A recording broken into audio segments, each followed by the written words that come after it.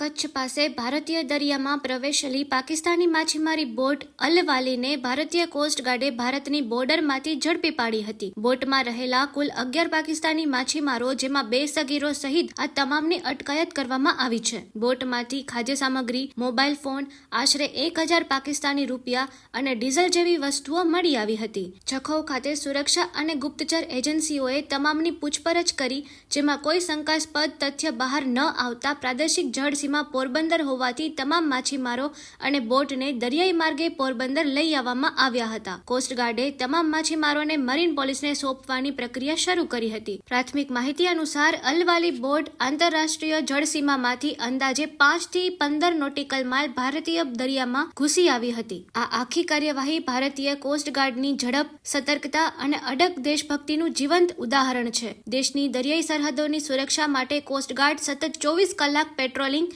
Monitoring અને risk management કરે છે, જેના કારણે કોઈ પણ શંકાસ્પદ બોટ અથવા ગેરકાયદેસર પ્રવેશ તરત જ નિયંત્રણમાં આવી જાય છે. કચ્છના કિનારે મળેલી આ પાકિસ્તાની બોટની કામગીરી ફરી એકવાર સાબિત કરે છે કે ભારતીય કોસ્ટગાર્ડ દેશની મેરીટાઈમ સિક્યોરિટીની પ્રથમ અને સૌથી મજબૂત ઢાલ તરીકે કાર્યરત છે.